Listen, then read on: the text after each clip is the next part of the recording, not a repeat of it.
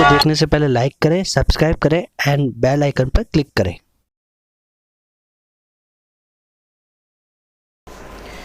Welcome to the C classes. I am Bharat Prajapat. Today I am presenting in front of you practical classes of SQL. अभी तक जो हमने SQL के पीछे जो parts किए हैं, जो वीडियोस मैंने अपलोड किए हैं, उसमें हम SQL की थ्योरी पार्ट डिस्कस किए हैं। हम यहाँ पर अब प्रैक्टिकल जो है वो SQL का डिस्कस करेंगे हम। First of all thanks to all of you. अभी तक जो वीडियोस हुए उसमें लाइक, शेयर और अपना इंटरेस्ट दिखाने के लिए मैं आगे भी आप सभी लोगों से रिक्वेस्ट करूँगा। इसी तरह वीडियोस को शेयर करें, लाइक करें और हमारे चैनल को सब्सक्राइब करना ना भूलें। हम स्टार्ट करते हैं SQL के बारे में, जिसमें प्रैक्टिकल क्लासेस करवाएंगे। मैं यहाँ पर जो बुक रेफ़र कर रहा हूँ वो है सुमिता अरोड़ा की IP इन्फॉर्मेटिक प्रैक्टिस। अभी मार्केट जैसी कोरोना की वजह से बंद है, तो आप ये मेरे इस वीडियो के अंदर नीचे दिए गए जो लिंक हैं वहाँ से इस बुक को डाउनलोड कर सकते हैं।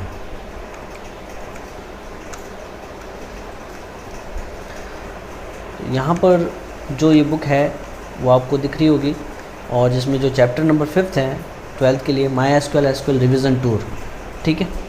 इसके अंदर थ्योरी पूरी टोटली पिछले वीडियो में मैं डिस्कस कर रखा हूँ। यहाँ पर एक बार ब्रीफ समझाऊंगा ताकि रिवीजन होने के बाद में जब, बिकॉज इस बार SQL का प्रैक्टिकल लेवल थोड़ा सा हाई है 12th के अंदर, राइट है।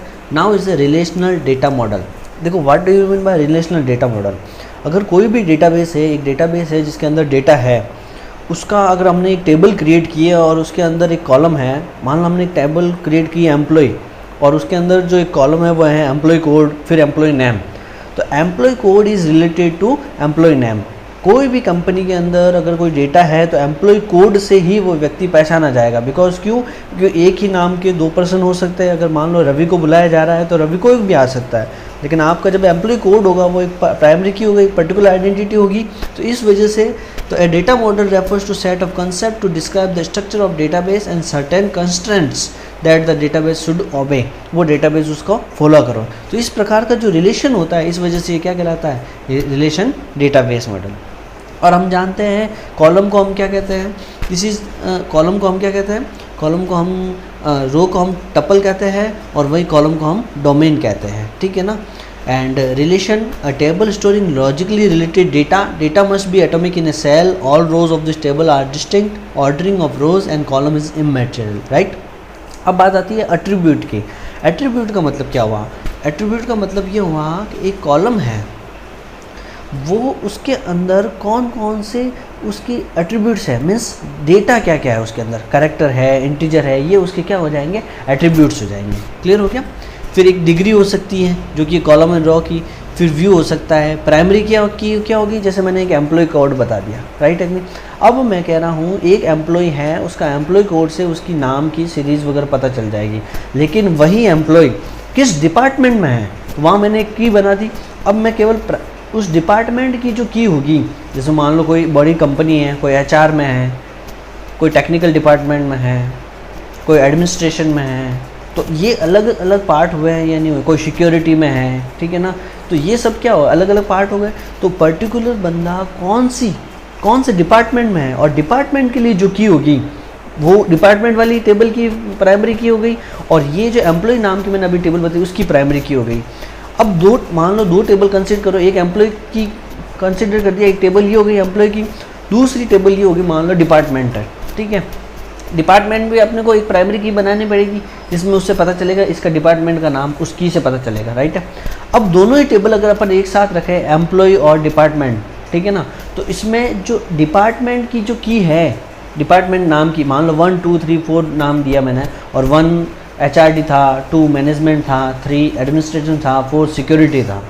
तो वो जो 1 2 3 4 है यहाँ पर, वो एम्प्लॉय नाम की जो टेबल है उसके लिए फॉरेन की होगा। क्या होगा, फॉरेन की होगा। यानी रवि का अगर एम्प्लॉय कोड 1001 है तो, और वो HRD में है, मतलब हाँ HR डिपार्टमेंट में है, तो HRD के लिए प्राइमरी की वहाँ डिपार्टमेंट में क्या है, 1 है। तो रवि 1000 एम्प्लॉय कोड के लिए उसकी फॉरेन की क्या होगी, 1 होगी। यानी फॉरेन की is the key which is used as a departmental ID एक पर्टिकुलर आईडी को शो करिए किसी और टेबल के लिए, वो उस टेबल की नहीं है, किसी और, इसलिए फॉरेन, यानी फॉरेन का मतलब क्या हो, बाहर से आई हुई, तो ये फॉरेन की हो गई। प्राइमरी की आप समझ गए। अल्टरनेट की जो प्राइमरी की नहीं है, जो प्राइमरी की नहीं हो वो अल्टरनेट की हो गई, ये चीज़ हो गई। एक आती है कैंडिडेट की, यहाँ पर कैंडिडेट की में आप लोग देखेंगे all attributes combine inside a relation that can serve as a primary key or candidate key is this for primary key position। सभी प्राइमरी कीज़ का जो कॉम्बिनेशन है वो क्या कहलाता है, कैंडिडेट की। ये सारी जो थ्योरीज़ हैं आपको डिटेल में मिल जाएगी, ठीक है ना। अब हम यहाँ फुल्ली जो फोकस करते हैं वो करते हैं यहाँ पर थ्योरी से ज़्यादा प्रैक्टिकल के ऊपर। अब हम कुछ बात कर लेते हैं। यहाँ पर आपको देखा जाएंगे तो दो चीज़ आती है डेटाबेस में, आप डेटाबेस देख रहे होंगे तो यहाँ आ रहा होगा, ये देखिए सर्वर, ठीक है ना, और एक आता है क्लाइंट। क्या है server, listen for client request coming in over the network, access database content according to those request and provide to the client. अब जैसे कैसे, मान लीजिए आपने एक सॉफ्टवेयर तैयार किया, एसक्यूएल का काम आएगा, सॉफ्टवेयर में क्या आएगा, ठीक है ना। अब आपने मान लो कोई फॉर्म फिलअप किया और अब अपने आप रोल नंबर डालना चाहते हैं, अब आपने रोल नंबर डालना चाहता है, तो ये रोल नंबर डालते आप चलो एग्ज़ाम का रिजल्ट देख लो, आप अपना एडमिट कार्ड कैसे डाउनलोड करते हो, आपका कोड, स्कूल का कोड, इस सारी इन्फॉर्मेशन जो मांग रहा है वो डाल। जैसे आपने सबमिट पे क्लिक किया तो एक रिक्वेस्ट जाएगी क्लाइंट एंड से, कहाँ से, सर्वर एंड पे, ठीक है ना। तो वो रिक्वेस्ट ये होगी इस बंदे में जो जिसका एडमिट कार्ड में रोल नंबर या फिर ये कह सकते हैं इसका रजिस्ट्रेशन नंबर ये है, सीबीएसई रजिस्ट्रेशन नंबर होता है, फिर स्कूल कोड ये है, तो इससे रिलेटेड जो डेटा पड़ा है ये इससे फैच करना चाहता है। तो वो क्या करता है, सर्वर साइड से एक रिक्वेस्ट मांगता है, तो सर्वर प्रोवाइड करता है क्लाइंट को एक डेटाबेस। क्लियर हो गया। इसी तरह clients are program that connect to the database server issues query pre specified format, MySQL is compatible with standard base SQL query language. और क्लाइंट्स जो होता है, क्लाइंट्स एंड का मतलब क्या होगा, क्लाइंट्स कनेक्ट करता है उस चीज़ को, यानी पहले रिक्वेस्ट क्लाइंट एंड से जो आपने वैल्यू डाली सबमिट किया, क्लाइंट सर्वर वहाँ पर अवेलेबल होगा जहाँ पर आपका कंप्यूटर है, वहाँ से एक रिक्वेस्ट जाएगी सर्वर एंड पर, यानी जहाँ ये डेटा ओरिजिनल में सेव है या पड़ा है। क्लियर हो गया, ये चीज़ें हैं, ठीक है। एक्चुअली देखा जाए तो ना तो ये डेटा किसी के कंप्यूटर में है, ये सीधा क्लाउड में है, जो कनेक्ट कर रहा है, मतलब होगा भले आपकी डिटेल आपके कंप्यूटर में सेव है उसकी डिटेल, लेकिन ऐसा तो है नहीं हम कॉल पे बताएंगे भाई ये बंदा क्या है और आप शो करो, वो ऑटोमेटिकली जो ये एप्लीकेशन लेयर जो आप पढ़ेंगे, अब मैं आपको नेटवर्किंग जब भी पढ़ूंगा, इसकी वीडियोस अपलोड करूँगा, उसमें बताऊंगा कि कैसे आपने इंटरनेट के थ्रू गूगल पे आप जब सर्च करते हो तो वो कैसे सर्च करता है रियल में, कौन से प्रोसेस से निकल के जाता है, वो सब चीज़ें मैं बताऊँगा। क्लियर हो गया ये। तो ये दो चीज़ समझिए, सर्वर और क्लाइंट। MySQL भी 3 टाइप की होती है कमांड, इसमें जो होती है आपने पढ़ी होगी, एक तो डेटा डेफिनेशन DDL, DML और TCL यानी ट्रांजैक्शन कंट्रोल लैंग्वेज, ठीक है ना। तो DDL में आपकी क्रिएट, ऑल्टरिंग, ड्रॉपिंग, और DML में जो मॉडिफिकेशन जो उसमें करने हैं, रिट्रीव करना, डेटा को इंसर्ट करना, डिलीट करना, ये सब आ जाएंगे।